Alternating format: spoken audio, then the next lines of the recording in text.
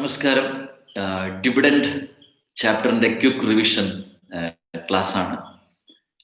എന്താ പറയാ, ഇതിനെക്കുറിച്ചൊരു introduction class already എടുത്തിട്ടുണ്ട്. ഡിവിഡൻഡിനെ കുറിച്ച്, ഇന്റർം ഡിവിഡൻഡിനെ കുറിച്ചും ഫൈനൽ ഡിവിഡൻഡിനെ കുറിച്ചും ഡെഫിനിഷനെ കുറിച്ചും ഒക്കെ എടുത്തിട്ടുണ്ട്. അത് ലൈവായിരുന്നു, അത് ഓൾറെഡി ഉണ്ടാവും, യൂട്യൂബിൽ തന്നെ ഉണ്ടാവും. ഇന്നിപ്പോ ഈ ക്വിക്ക് റിവിഷൻ ക്ലാസ് കൊണ്ട്, അല്ലെങ്കിൽ ഈ പറഞ്ഞ കോർപ്പറേറ്റ് ആൻഡ് അലൈഡ് ലോസ്, അതായത് corporate and other laws CA quick revision class പല ചാപ്റ്റേഴ്സിൽ എടുത്തിട്ടുണ്ട്. ചാർജിൽ എടുത്തിട്ടുണ്ടായിരുന്നു, അതുപോലെ PAS അല്ലെ, എന്താണ് prospectus and allotment securities, SCD share capital chapter എടുത്തു. ഇന്ന് ഒത്തിരി കുട്ടികൾ ആവശ്യപ്പെട്ട മറ്റൊരു ടോപ്പിക്കാണ്. ഒരുപാട് ടോപ്പിക്സ് ചോദിച്ചിട്ടുണ്ട്. അതിൽ പ്രത്യേകിച്ച് ക്ലാസ് അറ്റൻഡ് ചെയ്യാൻ പറ്റാത്ത ഒരുപാട് കുട്ടികൾ ചോദിച്ച ഒരു ഏറ്റവും ഇമ്പോർട്ടൻ്റ് ആയിട്ടൊരു ടോപ്പിക്കാണ് payment and declaration of dividend അല്ലെ. പേയ്മെന്റ് ആൻഡ് ഡിക്ലറേഷൻ ഓഫ് എന്താണ് ഡിവിഡൻഡ് എന്ന് പറഞ്ഞ ടോപ്പിക്ക്. അപ്പൊ ഇതിന്റെ ഒരു പ്രിലിമിനറി ക്ലാസ് എടുത്തിട്ടുണ്ടായിരുന്നു ഓൾറെഡി തന്നെ അത് എന്താണ് ഉണ്ട്. അപ്പോൾ ഇന്നിപ്പോ ഈ ക്ലാസ്സിൽ നമ്മൾ ഡിസ്കസ് ചെയ്യാൻ പോകുന്നത് ഒരു ഓവറോൾ വ്യൂ എന്ന രീതിയിലാണ്, അല്ലെങ്കിൽ ഈ പറഞ്ഞ എന്താണ് ക്വിക്ക് റിവിഷൻ മോഡിലാണ് നമ്മൾ ക്ലാസ് എടുക്കുന്നത്. കുറച്ചൊരു കുട്ടികൾ ലൈവില് വരുന്നുണ്ട്. നമുക്ക് ആ ഒരു വീഡിയോയും കൂടെ നിങ്ങൾ നോക്കിയിരിക്കുന്നത് നല്ലതാണ്. കാരണം ഓൾറെഡി തന്നെ നമ്മൾ അത് ചർച്ച ചെയ്തിട്ടുണ്ട്. ബേസിക്സ് ഡിവിഡൻഡിനെ കുറിച്ചും, അതുപോലെ തന്നെ ഇന്റർം ഡിവിഡൻഡിനെ കുറിച്ചും ഫൈനൽ ഡിവിഡൻഡിനെ കുറിച്ചും അതിന്റെ ഡിഫറൻസ് എന്താണ്, അതൊക്കെ ഓൾറെഡി തന്നെ നമ്മൾ ചർച്ച ചെയ്തിട്ടുണ്ട്. അപ്പൊ ആ വീഡിയോയും കൂടെ നോക്കുക. എങ്കിലും ഒരു ഓവറോൾ വ്യൂ ആയിട്ട് കുറച്ചു നേരം അതിനെക്കുറിച്ച് ഒന്ന് ഡിസ്കസ് ചെയ്തിട്ട് പോവാം, സോ ദാറ്റ് മറ്റുള്ള കുട്ടികൾക്ക് അത് യൂസ്ഫുൾ ആയിരിക്കട്ടെ. ഡിവിഡൻഡ് എന്ന് വെച്ചാൽ ഞാൻ ഓൾറെഡി പറഞ്ഞിട്ടുണ്ട്, എങ്കിൽ പോലും പറയാണ്, ഷെയർ ഹോൾഡേഴ്സിന് കൊടുക്കുന്ന റെമ്യൂണറേഷനാണ് ഡിവിഡൻഡ് എന്ന് പറയുന്നത്. ലോൺ എടുക്കുമ്പോൾ നമ്മൾ അവർക്ക് ഇൻട്രസ്റ്റ് കൊടുക്കും.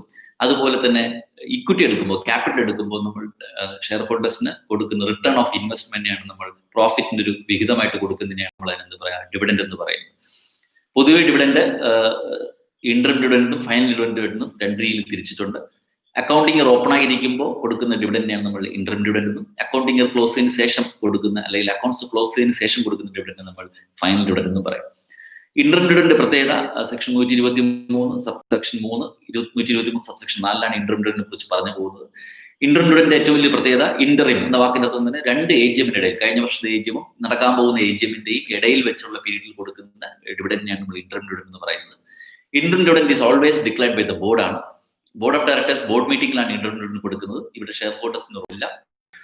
ഫുൾ ഇയർ ഡിപ്രിസിയേഷൻ കൊടുത്തിട്ടാണ് നിങ്ങൾ എന്ത് ചെയ്യേണ്ടത്, അക്കൗണ്ട്സ് ഫുൾ ഇയർ ഡിപ്രിസിയേഷൻ കൊടുത്തിട്ടാണ് നിങ്ങൾ ഇന്റർം ഡിവിഡൻഡ് ഡിക്ലെയർ ചെയ്യേണ്ടത്.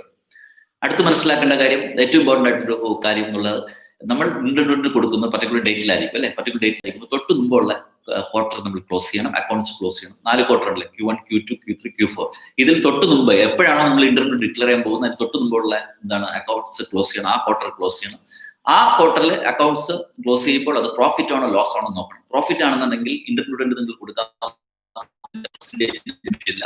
എന്നാൽ ലോസ് ആണെന്നുണ്ടെങ്കിൽ കമ്പനീസ് അമെന്റ്മെന്റ് ആക്ട് 2017 പ്രകാരം ലോസ് ആണെന്നുണ്ടെങ്കിൽ നിങ്ങൾ എന്ത് ചെയ്യണം, നിങ്ങൾ ഇപ്പൊ കൊടുക്കാൻ പോകുന്ന ഇന്റർം ഡിവിഡൻഡ് പെർസെന്റേജ് കഴിഞ്ഞ 3 വർഷം കൊടുത്ത ഡിവിഡൻഡ്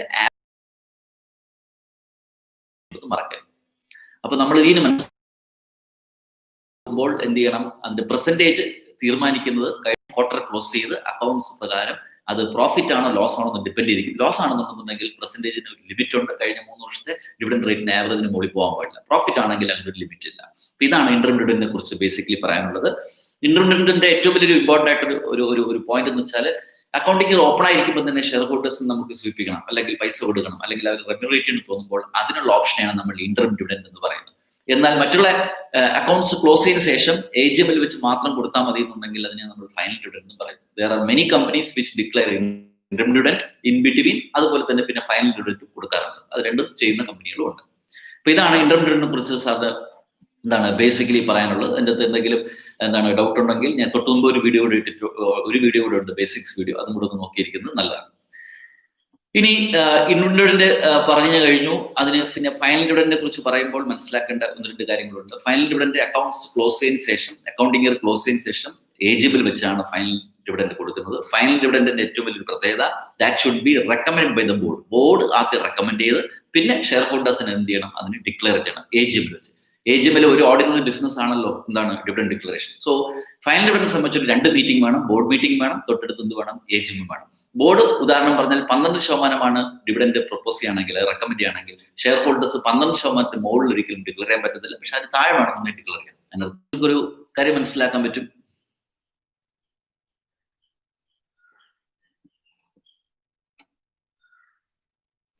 ഇതെല്ലാം പറയുമ്പോൾ തന്നെ നിങ്ങൾക്ക് ഒരു കാര്യം മനസ്സിലാക്കാൻ പറ്റും. ഡിവിഡൻഡ് എന്ന് പറയുന്നത് കമ്പാരിറ്റീവ്ലി ഷെയർ ഹോൾഡറെ സംബന്ധിച്ചോളം, അല്ലെങ്കിൽ ഷെയറിൽ ഇൻവെസ്റ്ററെ സംബന്ധിച്ചോളം ഏറ്റവും ഇമ്പോർട്ടൻ്റ് ആയിട്ടുള്ള ഒരു ഇൻകം ഏർണിംഗ് പോയിന്റ് ആണ്. അവർ ഇടുന്ന ഇൻവെസ്റ്റ്മെന്റ് റിട്ടേൺ കിട്ടുന്ന ഒരു ഏരിയ ആണ് അല്ലെ.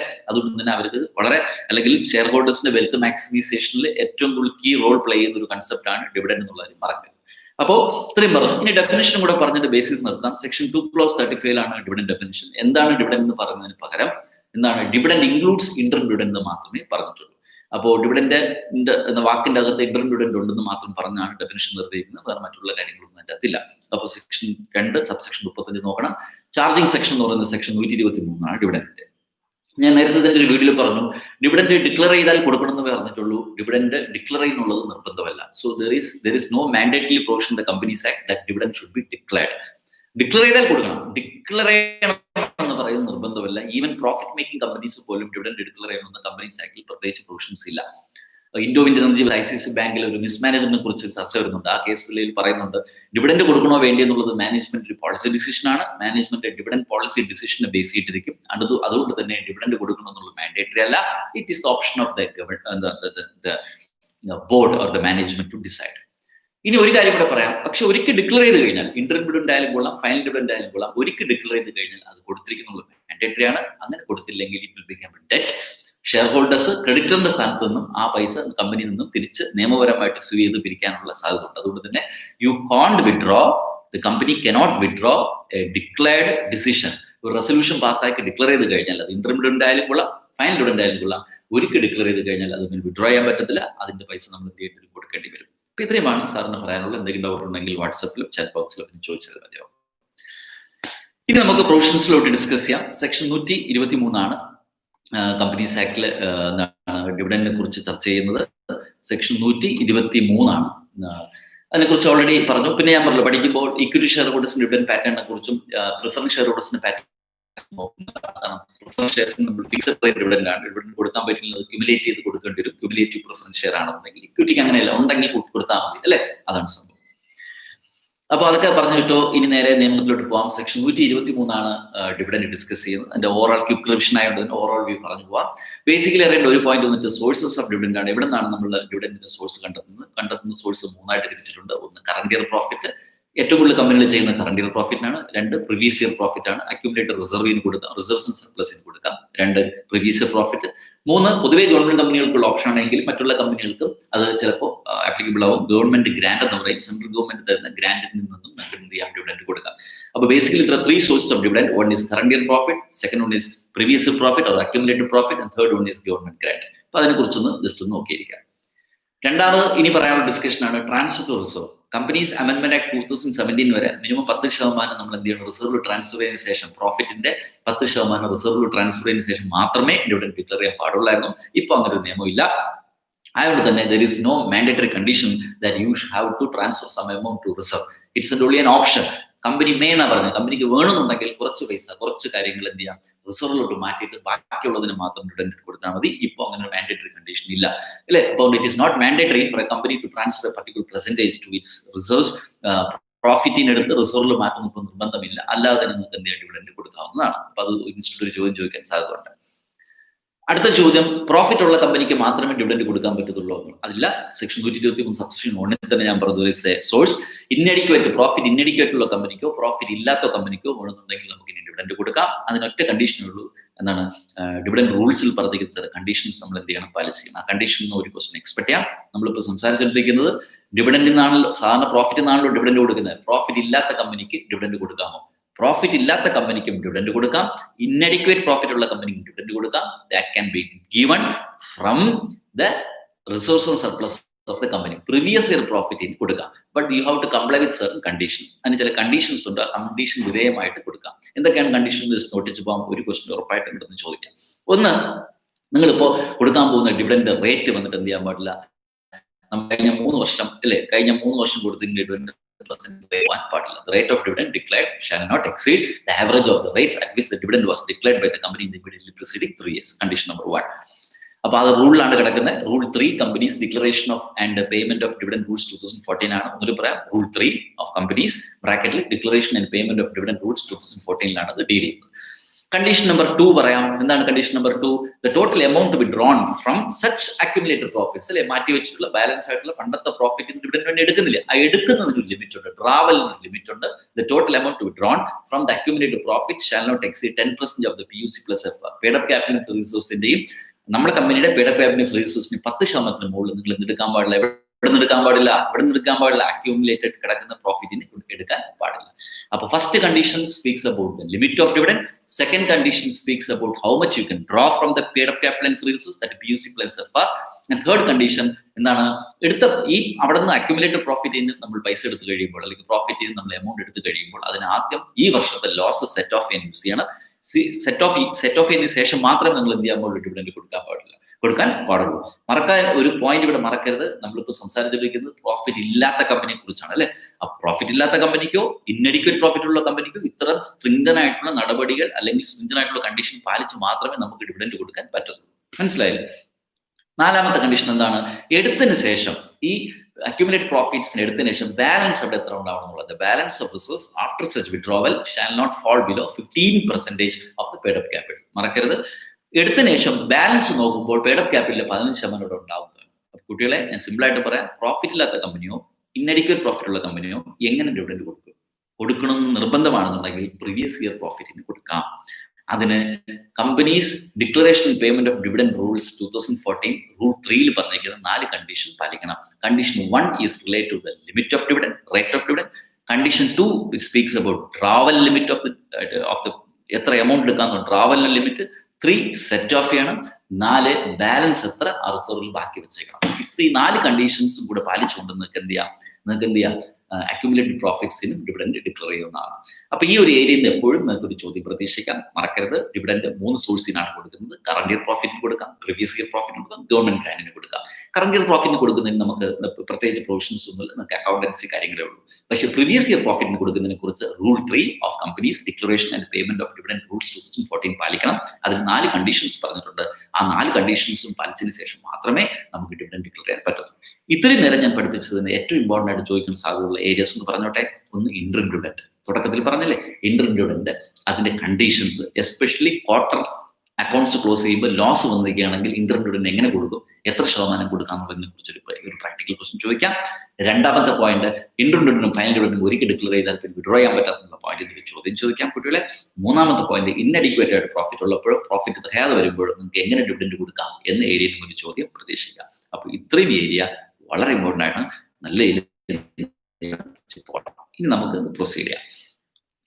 ഇനി നമ്മൾ ഡിസ്കസ് ചെയ്യേണ്ടത് ഈ ഡിവിഡൻഡിനെ കൊടുക്കുന്ന രീതിയെ കുറിച്ചൊക്കെയാണ്. ഡിവിഡൻഡ് ഡിക്ലെയർ ചെയ്താൽ 5 ദിവസത്തിനകത്ത് നമ്മൾ എന്ത് ചെയ്യണം, ഒരു പ്രത്യേക ബാങ്ക് അക്കൗണ്ടിലോട്ട് ഷെഡ്യൂൾഡ് ബാങ്കിലോട്ട് മാറ്റിയിട്ട് ഡിവിഡൻഡ് ഡിക്ലെയർ ചെയ്യാനായിട്ട് യൂസ് ചെയ്തിരിക്കുന്ന പൈസ, ഡിവിഡൻഡ് ഡിക്ലെയർ ചെയ്യാനായിട്ട് ഈ ബാങ്കിൽ മാറ്റി വെച്ചിരിക്കുന്ന പൈസ വേറെ ഒരു പർപ്പസും നമ്മൾ എന്ത് ചെയ്യാൻ പാടില്ല, യൂസ് ചെയ്യാൻ പാടില്ല. അത് ഡിവിഡൻഡ് ഡിക്ലെയർ ചെയ്യാൻ മാത്രമേ യൂസ് ചെയ്യാൻ പാടുള്ളൂ. അത് പറയാൻ വേണ്ടിയാണ്, അല്ലെങ്കിൽ അങ്ങനെ നമ്മളെ നിർബന്ധപ്പെടുത്താൻ വേണ്ടിയാണ് 5 ദിവസത്തിനകത്ത് ആ എമൗണ്ടിനെ നമ്മൾ ഒരു പ്രത്യേക ഷെഡ്യൂൾഡ് ബാങ്കിലോട്ട് മാറ്റിയിടാനായിട്ട് ആക്ടിൽ പറയുന്നത്. സെക്ഷൻ 123(4) പറയുന്നത്.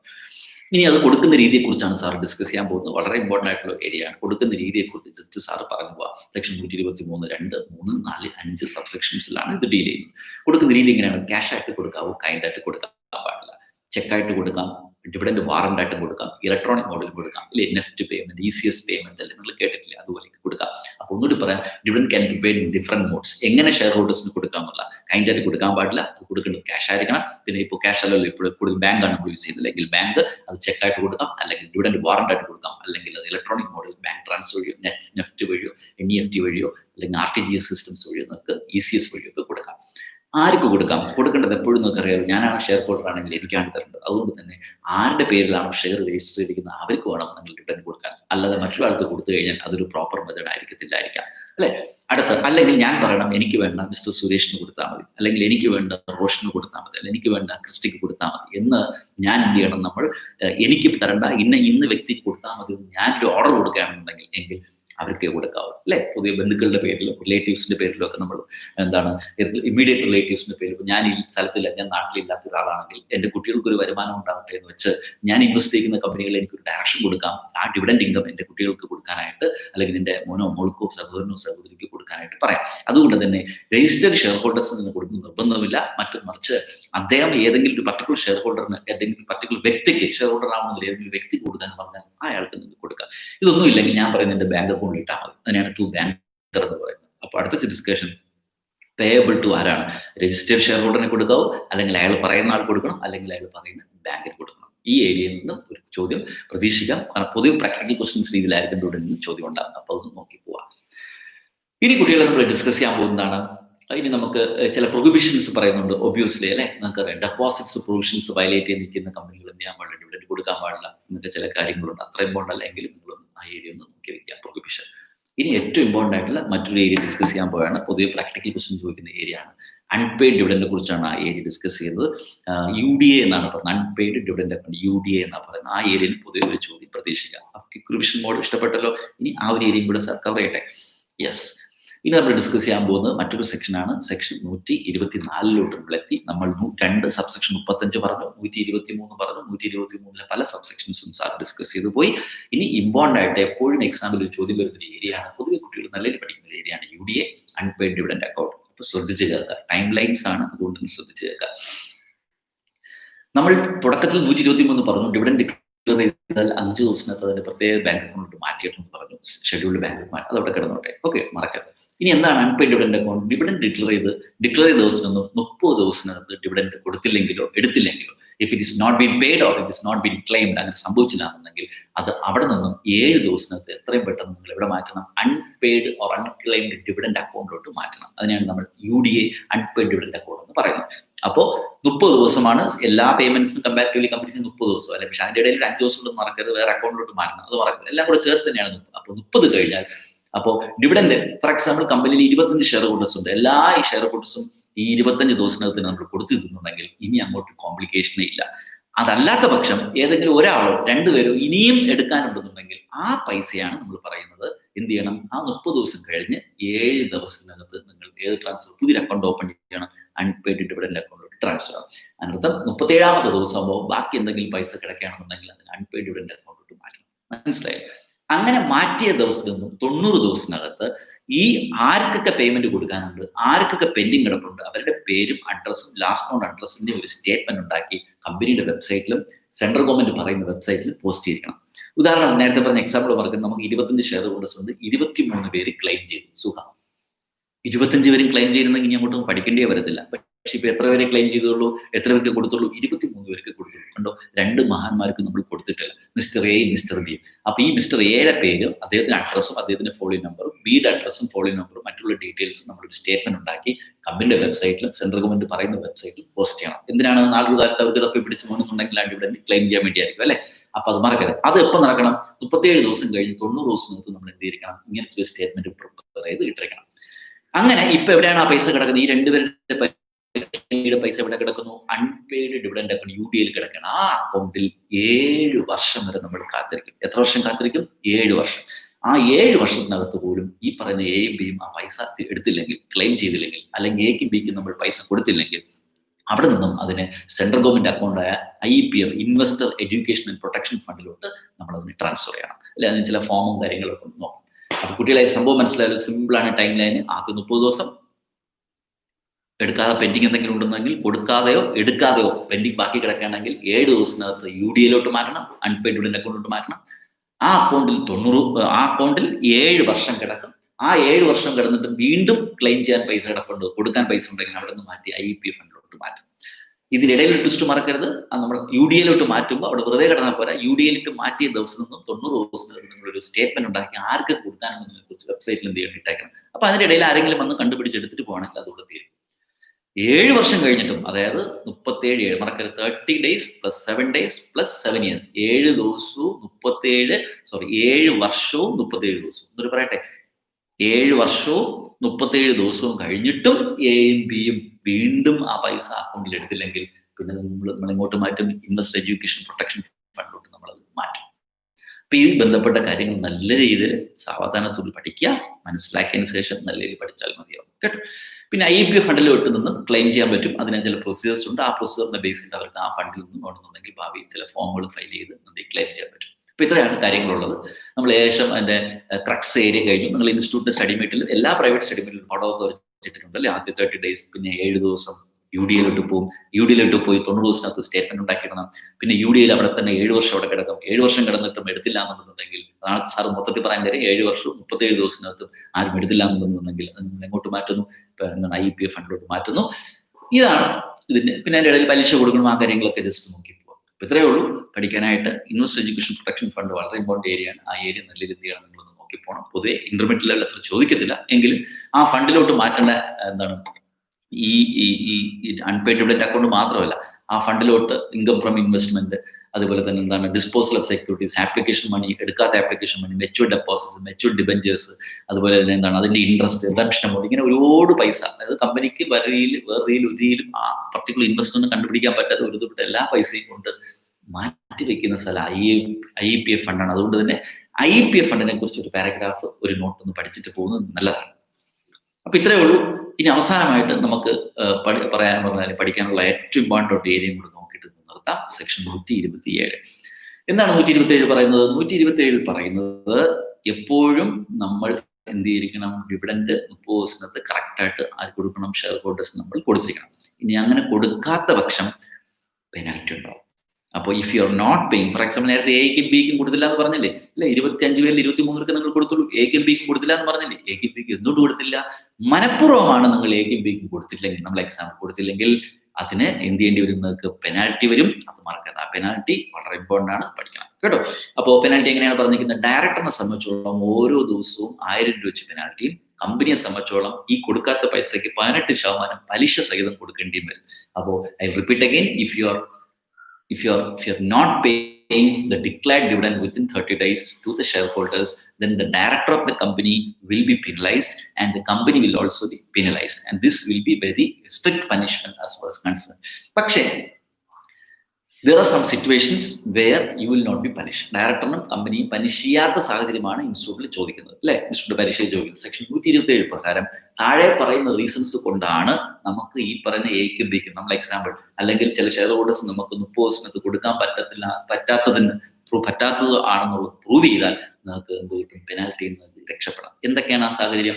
ഇവിടെ നിന്ന് ഒരു ക്വസ്റ്റ്യൻ പ്രതീക്ഷിക്കാൻ. Repeat again, section 127 speaks about the penalty of not paying dividend even after declaring within 30 days.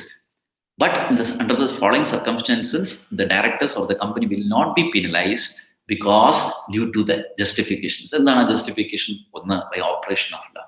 ഞാൻ പറഞ്ഞ എക്കും ബിക്കും കൊടുക്കാത്തത് നമ്മുടെ മനഃപൂർവ്വമല്ല, അത് നിയമപരമായ തടസ്സം കൊണ്ടാണ്. ഒരു ഉദാഹരണം പറയാം, ഗാർണിഷ് ഓർഡർ എന്ന് കേട്ടിട്ടില്ലേ? ഗാർണിഷ് ഓർഡർ ഇറങ്ങിയിട്ടുണ്ടെങ്കിൽ അവർക്ക് പൈസ കൊടുക്കാൻ പറ്റത്തില്ല. അത് അവരുടെ ഡെറ്ററിന് കൊടുക്കേണ്ടി വരും അല്ലെ, അല്ലെങ്കിൽ അത് അവർക്ക് ആർക്കൊക്കെ പൈസ കൊടുക്കുന്നത് അവിടെ കൊടുക്കേണ്ടി വരും. അതൊരു എക്സാമ്പിൾ പറയുന്നുള്ളൂ. അപ്പോൾ നിയമപരമായ തടസ്സം കൊണ്ടാണ് ഷെയർ ഹോൾഡേഴ്സിന് നമുക്ക് ഡിവിഡന്റ് സമയത്തിന് കൊടുക്കാൻ പറ്റാത്തതാണെന്നുണ്ടെങ്കിൽ അതിന് പനിഷ്മെന്റ് ഉണ്ടാവത്തില്ല. 2, ഷെയർ ഹോൾഡർ പറയുന്ന ചില ഡയറക്ഷൻസ്. ഞാൻ നേരത്തെ പറഞ്ഞില്ല, ഷെയർ ഹോൾഡർ ഏതെങ്കിലും ബന്ധുവിന്റെ പേര് പറയും, നമ്മൾ ആ പറയുന്ന പർട്ടിക്കുലർ ആണെന്ന് നമുക്ക് ട്രേസ് ചെയ്യാൻ പറ്റിയില്ല. സോ ഷെയർ ഹോൾഡർ പറഞ്ഞ ഡയറക്ഷനെ നമുക്ക് പാലിക്കാൻ പറ്റില്ല എന്ന് മാത്രമല്ല, അദ്ദേഹം പറഞ്ഞ ഡയറക്ഷൻ, അദ്ദേഹം എങ്ങനെ അയാൾക്കുള്ള ഡിവിഡന്റ് കൊടുക്കണമെന്ന് പറഞ്ഞു തന്ന കണ്ടീഷനെ നമുക്ക് പാലിക്കാൻ പറ്റിയില്ല. അങ്ങനെ അത് പാലിക്കാൻ പറ്റാത്തതാണെന്ന് അദ്ദേഹത്തിന് നമ്മൾ രേഖാമൂലം അറിയിച്ചിട്ടുണ്ട്. ഫോർ എക്സാമ്പിൾ നമ്മളെ കേസിൽ എയും ബിയും അല്ലെ, എ പറഞ്ഞു ഒരു എന്നൊരാൾക്ക് കൊടുക്കാൻ പറഞ്ഞു. ഞങ്ങൾ പരമാവധി ട്രൈ ചെയ്യുന്നു കൊടുക്കാൻ, അദ്ദേഹത്തിന് ട്രേസ് ചെയ്യാൻ പറ്റുന്നില്ല, അദ്ദേഹത്തിന് വിളിച്ചെടുക്കുന്നില്ല, അദ്ദേഹത്തിന് ബാങ്ക് അക്കൗണ്ട് അറിയത്തില്ല. അങ്ങനെ ഉള്ളപ്പോ നമ്മൾ കണ്ടുപിടിച്ച് കൊടുക്കാനുള്ള ശ്രമം നടത്തി, പക്ഷെ അങ്ങനെ കൊടുക്കാൻ പറ്റിയില്ല എന്നുള്ള ഇൻഫോർമേഷൻ നിങ്ങൾ റിട്ടേൺ ആയിട്ട് അറിയിച്ചിട്ടുണ്ടെന്നുണ്ടെങ്കിൽ നിങ്ങൾക്ക് പെനാൽറ്റി വരത്തില്ല. മനസ്സിലായില്ല? അപ്പോൾ the direction stated by the shareholders has been tried to comply with, but unfortunately it was impracticable, and that impracticability or non-compliance of the directions given by the shareholder has been duly informed to him. അദ്ദേഹത്തിന് communicate ചെയ്യുന്നുണ്ട്. കമ്പനിയുടെ ഡയറക്ടേഴ്സിനും കമ്പനിക്കും penalty വരത്തില്ല. 3ാമത്, ആർക്ക് കൊടുക്കുന്നതിനെ കുറിച്ച് തർക്കം നടക്കുകയാണ്. പൊതുവെ ഇത് ലീഗൽ സക്സഷൻ അതുപോലെ അങ്ങനത്തെ സിറ്റുവേഷനിലാണ് വരുന്നത്. എങ്കിൽ പോലും to whom it is to be given, എക്സിന് കൊടുക്കണോ വൈക്ക് കൊടുക്കും. ഇപ്പൊ എയുടെ കേസിന് എക്ക് 3 മക്കളുണ്ട്, ബി സി ഡി, അവർക്ക് ഇതിൽ ആർക്ക് കൊടുക്കണം, അങ്ങനെ നിയമപരമായിട്ട് ഈ ഡിവിഡന്റ് ആർക്ക് കൊടുക്കുന്നതിനെ കുറിച്ച് തർക്കം നടക്കുകയാണെന്നുണ്ടെങ്കിൽ നിങ്ങൾക്ക് എക്സംഷൻ കിട്ടും. 4ാമത്തെ സെറ്റ് ഓഫ് ആണ്. ഈ ഷെയർ ഹോൾഡർ നമുക്ക് ഇങ്ങോട്ട് ഒരു 20,000 rupees തരാനുണ്ടായിരുന്നു. നമ്മളിപ്പോൾ നമ്മളെ ഡിവിഡൻഡിന്റെ എമൗണ്ട് 20,000. അപ്പൊ നമ്മൾ എന്ത് ചെയ്തു? ഷെയർ ഹോൾഡർ ഇങ്ങോട്ട് തരാനുള്ള പൈസയുമായിട്ട് നമ്മളെ എമൗണ്ട് ഡിവിഡൻഡ് നമ്മൾ തട്ടിക്കഴിച്ചു അല്ലേ? അതിനെ നമ്മൾ സെറ്റ് ഓഫ് ചെയ്തു. അതിനെയാണ് നമ്മൾ മറ്റൊരു എക്സംഷൻ. അതുകൊണ്ട് ഇനി അയാൾക്ക് ഡിവിഡൻഡ് കൊടുക്കേണ്ട ആവശ്യമില്ല. അയാൾ ഇങ്ങോട്ട് തരാനുണ്ടായിരുന്നു ആ പൈസ, ഞാൻ തരാനുള്ള ഡിവിഡൻഡ് അതുമായിട്ട് അഡ്ജസ്റ്റ് ചെയ്തു. ഇതെല്ലാം രേഖ വേണം, ഇല്ല ഡോക്യുമെന്റേഷൻ വേണം. അവസാനത്തെ പോയിന്റ്, അഞ്ചാമത്തേന്ന് വെച്ചാൽ എന്തോ ഒരു റീസൺ കൊണ്ടാണ് നമുക്ക് കൊടുക്കാൻ പറ്റാത്തത്. എയ്ക്കും ബിക്കും കൊടുക്കാൻ പറ്റാത്ത റീസൺ നമ്മൾ മനഃപൂർവ്വമല്ല. It is not due to the failure of our company, it may be due to the failure of some other reason. അങ്ങനെയാണെന്നുണ്ടെങ്കിൽ എക്സംഷൻ കിട്ടും. കുട്ടികളെ ഇവിടെ നിന്ന് ഒരു ചോദ്യം പ്രതീക്ഷിക്കാം. What are the circumstances, even though if the company is not giving the amount within 30 days, declared dividend 30 days to the shareholders, the company and the directors will not be punished. മറക്കരുത്. ഒന്ന്, operation of law, lawfully adjusted, and for any other reason not due to the default of the company or directors. This ആണ് വളരെ important area ആണ് നമ്മൾ discuss ചെയ്ത്. ഒരു ചോദ്യം എന്തായാലും എന്ത് ചെയ്യാൻ നമുക്ക് പ്രതീക്ഷിക്കാം. അപ്പൊ കുട്ടികളെ, സാറ് ക്വിക്ക് റിവിഷൻ മെത്തേഡിൽ വളരെ സ്പീഡായിട്ട് വളരെ ക്ലിയർ ആയിട്ട് എല്ലാ ഏരിയസും പറഞ്ഞു. അപ്പൊ ഈ ഡിവിഡൻഡ് ചാപ്റ്ററിൽ പഠിക്കേണ്ട ഏരിയസ് എന്തൊക്കെയാണ് സാർ ഒന്നുകൂടി ഒന്ന് പറഞ്ഞു തരട്ടെ. തുടക്കം ഫ്രഷ് ആയിട്ട് പറഞ്ഞുതരാം. മീനിങ് ഓഫ് ഡിവിഡൻഡ്, എന്താണ് ഡിവിഡൻഡ് നമ്മളെ ഭാഷയിൽ അറിഞ്ഞിരിക്കണം. 2, definition of dividend 2 clause 35. 3, types of dividend, Inter dividend, final dividend. അതിൽ ഇന്റർ ഡിവിഡൻഡ് സെക്ഷൻ 123 3 4 2 വകുപ്പുണ്ട് അതിൻ്റെ അകത്ത്. നല്ല രീതിയിൽ പഠിച്ചിരിക്കണം. ഇന്റർ ഡിവിഡൻഡ് ഇത് പഠിച്ചിരിക്കണം. അപ്പോൾ ഇന്റർ ഡിവിഡൻഡ് എന്താണ്, ഫൈനൽ ഡിവിഡൻഡ് എന്താണ്, ഇത് തമ്മിൽ ഡിഫറൻസ് എന്താണ്. 4ാമത്തെ പോയിന്റ്, ഡിക്ലെയർ ചെയ്ത് Inter dividend final dividend withdraw ചെയ്യാൻ പറ്റത്തില്ല. അത് വിഡ്രോ കഴിഞ്ഞാൽ ഡെറ്റ് ആവും എന്നുള്ള കൺസെപ്റ്റ് മറക്കരുത്.